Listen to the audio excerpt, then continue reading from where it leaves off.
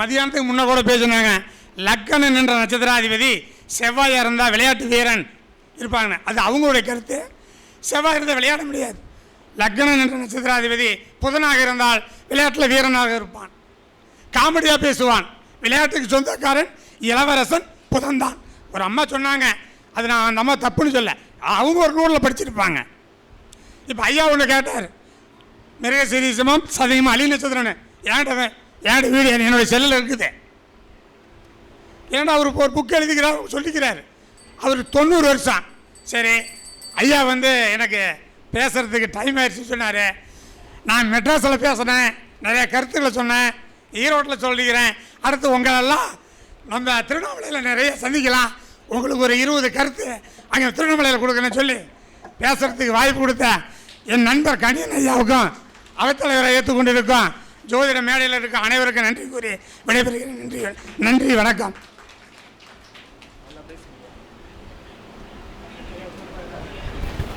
அடுத்து நம்மளுடைய அவர்கள் பேச இருக்கிறார்கள்.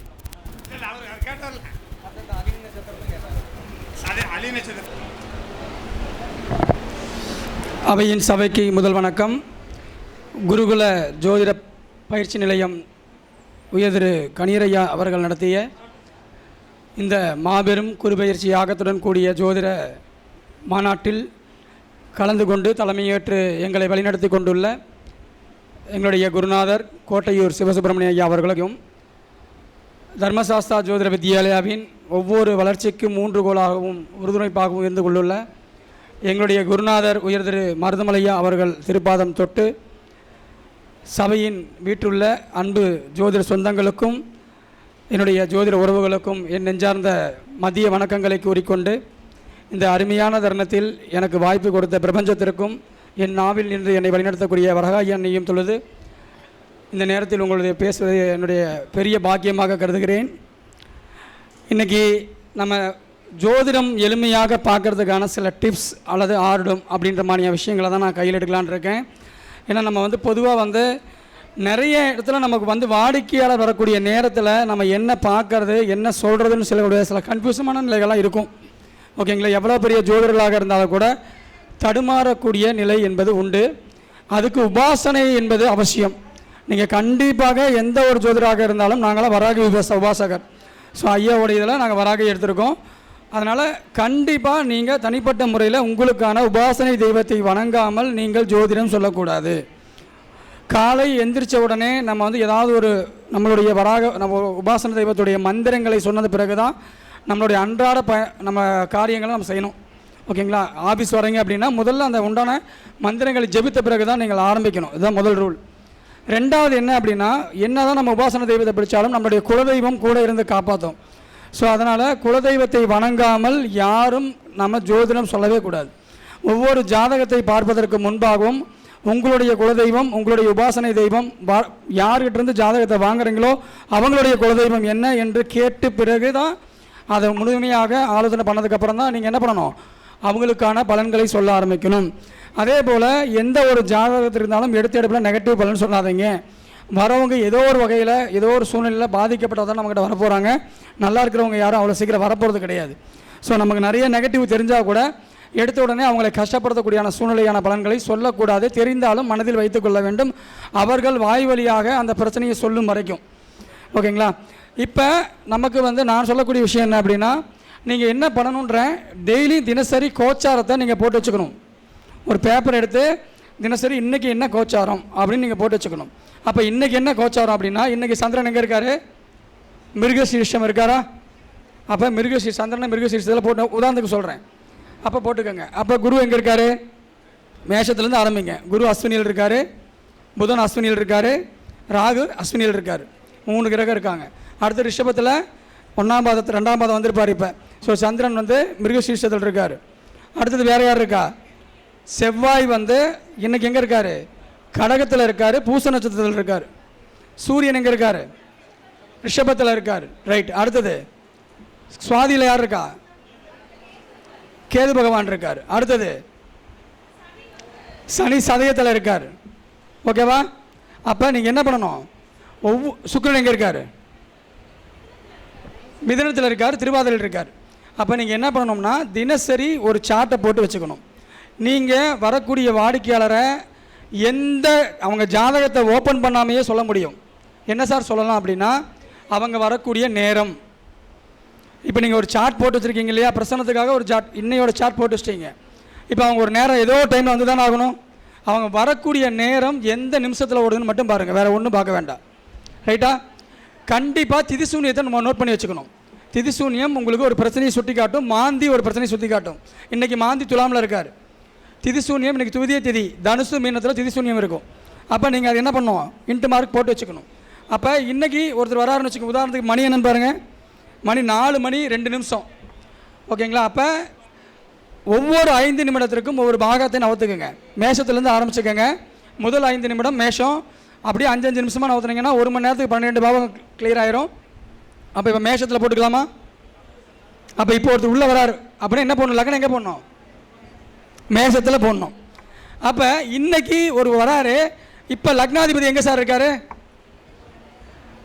லக்னாதிபதி கடகத்தில் இருக்கார்.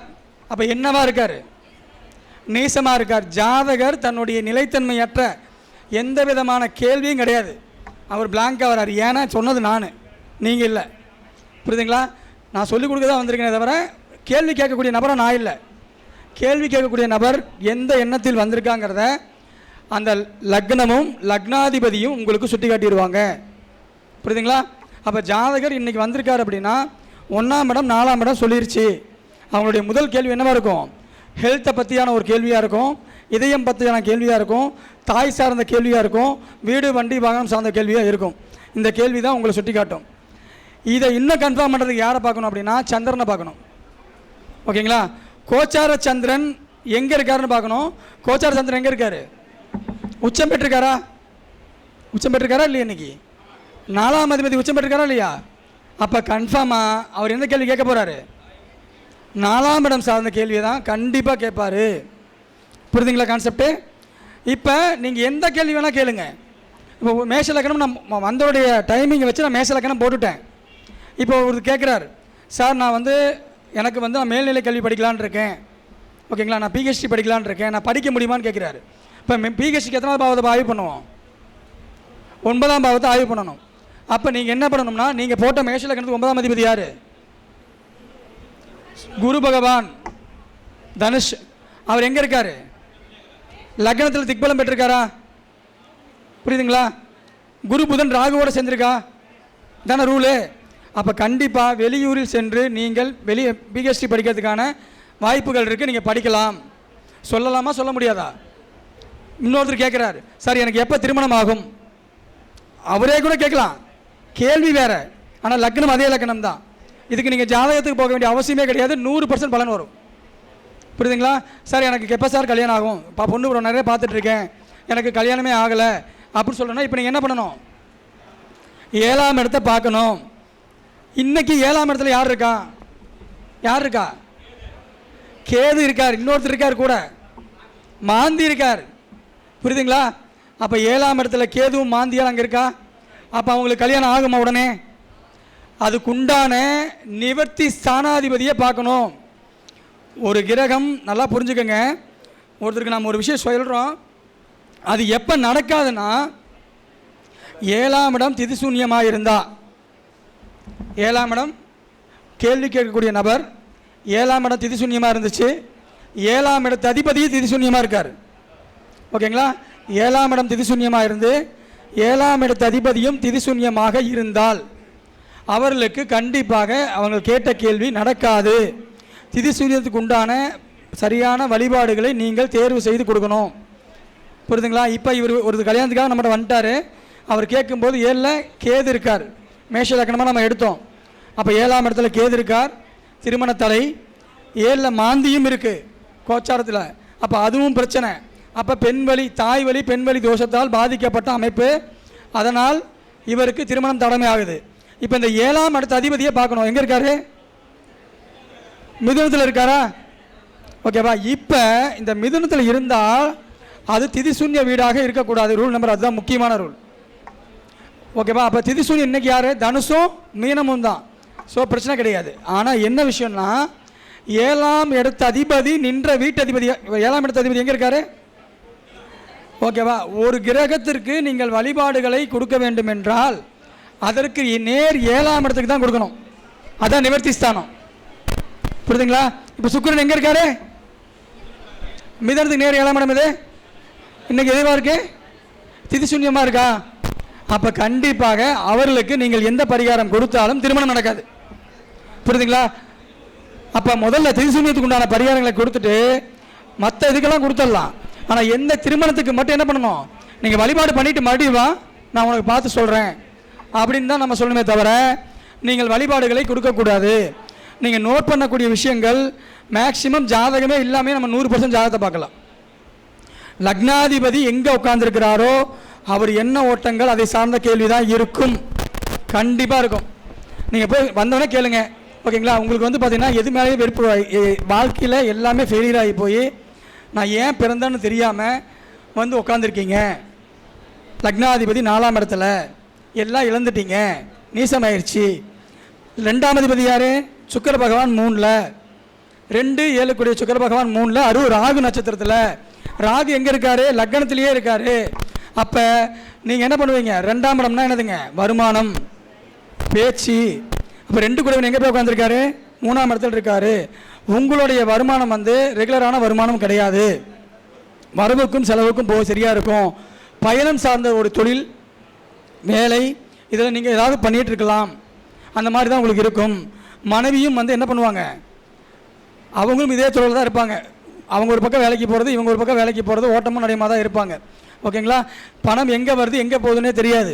அந்த அமைப்பில் தான் இருப்பாங்க. இதெல்லாம் நீங்கள் வெறும் லக்ன புள்ளியை வச்சு நீங்கள் ஒரு ரவுண்ட் அடிச்சிடலாம்.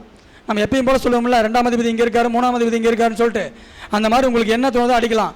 ஆனால் கேள்விகள் என்று கேட்கும்போது அவர்கள் என்ன சொல்கிறாங்க, அதுக்குண்டான காரகம் என்ன, பாவகம் என்ன, இதை மட்டும் நீங்கள் பார்த்தீங்கன்னா போதும். திதிசூன்யத்தை மட்டும் நோட் பண்ணிட்டீங்கன்னா போதும். திதிசூன்யம் மாந்தி மட்டும் நோட் பண்ணுங்கள். இப்போ ஒரு உதாரணத்துக்கு கேட்குறாங்க, சார் என்னுடைய கணவர் வந்து ஊருக்கு போயிட்டாரு, அவர் திரும்ப வருவாரா இல்லையான்னு தெரியல, ஆனால் போய் 10 வருஷம் ஆச்சு, இவர் உயிரோடு இருக்காரா இல்லையானே டவுட் ஆயிடுச்சு அப்படின்ற மாதிரிலாம் கேள்விகள் வரும்ல. இந்த மாதிரி கேள்விகள் வரும்போது நீங்கள் பார்க்க வேண்டியது ஒரே பாவகம், மாந்தி இருக்காரா. ஓகேங்களா? மாந்தி எங்கே இருக்கார்? மாந்தி 7ஆம் அதிபதியோடையோ 7ஆம் அதிபதியோடு தொடர்பு இருக்கலாம், 7ஆம் இடத்தோடு தொடர்பு இருக்கலாம். 7ஆம் இடத்து கிரகம் இருக்கு இல்லையா, ஏதாவது ஒரு கிரகம் இருக்கும் இல்லையா, அந்த கிரகத்தோடு தொடர்பு இருக்கலாம். கண்டிப்பாக அது அதே மாதிரி வந்து கோச்சாரத்தையும் பார்க்கணும். கோச்சாரத்தில் உதாரணத்துக்கு இன்றைக்கி வந்து 7ல் மாந்தி இருக்காருன்னு வச்சுக்கோங்க. கோச்சாரத்தில் 7ல் 7ஆம் அதிபதியாக இருக்கார் அப்படின்னாலும் கண்டிப்பாக அது பாதிப்பாக தான் எடுக்கணும். ஓகேங்களா? ஒரு கேள்வி வந்து உயிர் இருக்கா உயிர் என்ன அப்படின்னா நீங்கள் பார்க்கக்கூடிய பாவகம் வந்து மாந்தியை நோட் பண்ணிக்கணும். திதிசூன்யம் வந்து கம்பல்சரி நிவர்த்தி ஸ்தானத்தில் திதிசூன்யம் வந்துச்சு அப்படின்னா அவர்களுக்கு அந்த கொடுப்பனை கிடையாது, லேட்டாகவும் தடையாகிட்டு இருக்குன்னு அர்த்தம். ஸோ திதிசூன்யத்துக்கு நீங்கள் இதுக்கு தான் நீங்கள் யூஸ் பண்ணணும். ரொம்பலாம் போட்டு குழப்பிக்க வேண்டியதில்லை.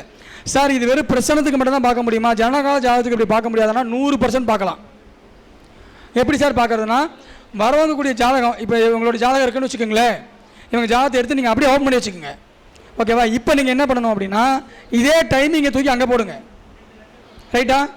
இப்போ 4-2 சொன்ன இல்லையா, 4-2க்கு என்ன வரும்? மேஷ லக்னம் வருமா? அதே லக்னத்தை தூக்கி அவருடைய ஜனகால ஜாதகத்தில் போடுங்க. அவங்க என்ன கேள்வி கேட்டாலும் அந்த மேஷ லக்னமாக வச்சு நீங்கள் பலன் சொல்லி பாருங்கள், அற்புதமாக உங்களுக்கு பலன் வரும். 2 வகையாகவும் எடுக்கலாம். ஒன்று வெறும் தினசரி கோச்சாரத்தை வைத்து அவங்க வரக்கூடிய நேரத்தை வைத்து எடுக்கக்கூடிய ஒரு பலன். 2வது ஜனகால ஜாதகத்தை அப்படியே வச்சு அவங்க வரக்கூடிய நேரத்தை 5-5 நிமிஷமாக பிரிச்சிங்க இல்லையா, முதல் 5 நிமிஷம் மேஷம், 4 to 4-5, 4-6 4-10 ரிஷபம், அப்புறம் 11 15 மிதுனம், 16 to 20 கடகம். இப்படியே நீங்கள் போட்டு வந்தீங்கன்னா 55 60 என்ன வரும்? மீனமாக வரும். அதோடு முடிஞ்சது. அவங்க எந்த நேரத்தில் உள்ளே வராங்களோ, நீங்கள் உள்ளே வரக்கூடிய நேரம் உட்காந்துருக்க நேரம் கிடையாது, உங்கள் கேபினுக்குள்ளே வர நேரம். நான் 10 பேரை பார்த்துட்டு இருப்போம், உட்காந்துருப்பாங்க, அது கணக்கு கிடையாது. உங்கள் கேபினுக்குள்ளே வரக்கூடிய நேரம், நீங்கள் வாங்கக்கூடிய நேரம் தான் கணக்கு. அந்த நேரத்தை பிரசன லக்னமாக வச்சு அவங்க எந்த கேள்வி வேணால் கேட்குடுங்க. நீங்கள் கண்ணை மூடிட்டு பிரபஞ்சத்தை நினச்சி சொல்லுங்கள், எக்ஸாக்டாக உங்களுக்கு பலன் வரும். ரைட்டுங்களா? அதே போல் பணத்தை எக்காரணத்தை கொண்டு கையில் வாங்காதீங்க. ஓகேங்களா? மேக்ஸிமம் கையில் வாங்கக்கூடாது. முடிஞ்ச அளவுக்கு ஒரு வெத்தலை பாக்கு வச்சு ஒரு தட்டு வச்சுக்கோங்க. சரி, இல்லை அப்படின்னா நமக்குன்னு ஒரு ஏதாவது ஒரு படி மாதிரி ஒன்று வச்சுக்கணும். குலதெய்வக்கிட்ட போயிட்டு குலதெய்வத்துக்கு ஒரு வஸ்திரத்தை சாத்துங்க. அந்த வஸ்திரத்தை எடுத்துகிட்டு வந்து அந்த படியை சுற்றி வச்சுருங்க. படியை சுற்றி வச்சுட்டு அந்த படியில் தான் நீங்கள் வந்து பணம் வாங்கணும். பணம் வாங்கிட்டு அதை நீங்கள் எடுத்து செலவு பண்ணிக்கலாம், அது பிரச்சனை கிடையாது. ஜிபே பண்ணுறாங்க சார் என்ன பண்ணுறது அப்படின்னாலும் ஒன்றும் பிரச்சனை கிடையாது. நம்மளும் ஜிபே மூலிமா என்ன பண்ணணும் அப்படின்னா, அனாத ஆசிரமங்கள் எத்தனையோ அனாத குழந்தைகள் இருக்காங்க, நம்மளுடைய நட்சத்திர நாள், நம்மளுடைய குழந்தைகளுடைய நட்சத்திர நாள் எவ்வளவோ இருக்குது. ஸோ நம்ம என்ன பண்ணலாம், அதே ஜிபே மூலிமா ஹெல்ப் பண்ணலாம் மற்றவங்களுக்கு. ஜோதிட கருத்தரங்களுக்கு தாராளமாக உணவு போடலாம், இது மிகப்பெரிய ஒரு நல்ல பலன். ஓகேங்களா? ஏன்னா நிறைய பேர் வந்து இன்றைக்கி நிறைய கருத்தரங்கள் நடத்துகிறாங்க. ஸோ உணவு பரிமாறுவது என்பது மிக உங்களுக்கு நல்ல விஷயம். ஸோ ஜோதிடர்கள் கட்டாயம் செய்ய வேண்டிய விஷயங்கள் இது மட்டும்தான். கம்பல்சரி வருஷத்துக்கு 3 முறையாவது கடல், அருவி, ஆறு, இந்த 3 இடத்துல வருஷத்தில் நீங்கள் குளிச்சே ஆகணும், 3 முறையாவது குளிக்கணும். ஓகேங்களா? அதனால் கம்பல்சரி அதை ஃபாலோ பண்ணுங்கள். நீங்கள் உங்கள் ஜனகால யாராவது ஒருத்தர் ஜனகால ஜாதகம் ஒரு கேள்வி கேளுங்க, நான் எப்படி எடுக்கிறேன்னு சொல்கிறேன். ஓகேங்களா? ஒரு லக்னத்தை நம்ம போட்டுட்டோம், அதுக்கு பலன் எப்படி இருக்கிறது யாரோ ஒருத்தர் மட்டும் சொல்லுங்கள், நான் பலன் சொல்கிறேன். யாராவது கேள்வி கேட்குறீங்களா? ஒருத்தருக்கு ஒரு கேள்வி கேட்க அனுமதி உண்டு. உங்கள் ஜனகால ஜாதகத்துக்கு ஒரு கேள்வி கேட்கலாம். சொந்த வீட்டில் போய் இருக்கலாமாங்கிறது கேள்விங்க. இப்போ அப்படியே உங்கள் வாசல் டைம் என்னன்னு பாருங்கள். 4, 12, 13 எது வேணா வந்துட்டு போகுது. 3ஆம் பாவத்தில் தான் இருக்கா. காலபுருஷன் எத்தனாம் இடம்? 3ஆம் இடம். இப்போ நீங்கள் மிதுனத்தில் லக்னமாக போட்டுக்கணும். இவங்க என்ன கேள்வி கேட்டாங்க? நான் சொந்த வீட்டில் இருக்கலாமா அப்படிங்கிறது உங்களுடைய கேள்வி. சொந்த வீடு எத்தனாம் பாவகம்? 4ஆம் பாவமா? இவங்க மிதுன லக்னமாக இவங்களை போட்டுக்கோங்க. 4ஆம் அதிபதி யாருங்க? கோச்சாரத்தில் எங்கெங்க இருக்காரு? மேஷத்தில் இருக்காரா? கான்செப்ட் புரிஞ்சுதா? ரைட்டு. இப்போ மேஷத்தில் இருக்காரு, அவர் யார் கூட சேர்ந்துருக்காரு? மிதுன லக்னத்துக்கு பாதகாதிபதியான குருவோடையும் ராகுவோடையும் சேர்ந்து நடுவில் போய் மாட்டிட்டு நிற்கிறாரா? ஓகேவா? அப்போ நீங்கள் என்ன சொல்லணும்னா, போகலாம், பட் என்ன சொல்லணும், ராகு வந்து கொஞ்சம் நகரணும், புதன் வெளியே வரணும். அப்போ இதுக்கான காலம் என்ன அப்படின்னு பார்க்கும்போது, புதன் தன்னுடைய சொந்த வீட்டுக்கு எப்போ வருவாரோ அப்போ நீங்கள் போகலான்னு சொல்லணும். அப்போ புதன் ஒரு வீட்டுக்கு வரணும் எத்தனை வருஷம்? 1.5 மாதம் ஆகுமா? அப்போ ஒரு 3 மாதம் எடுத்துக்கலாமா? அப்போ ஆவணி மாதம் சொல்லலாமா உங்களுக்கு? புரியுதுங்களா கான்செப்ட்டு? ஏன்னா 11ஆம் இடம் இல்லையா? 11ஆம் இடம் என்பது கண்டிப்பாக விருப்பத்தை நிறைவேற்றக்கூடிய இடம் இல்லையா? விருப்பத்தை நிறைவேற்றும். எப்போ நிறைவேற்றணும்? ஆவணி மாதத்தில் நீங்கள் செய்து கொள்ளலாம். புரியுதா கான்செப்ட்டு? இப்படி தான் நீங்கள் எடுக்கணும். வேறு ஏதாவது கேள்வி கேட்குறீங்களா?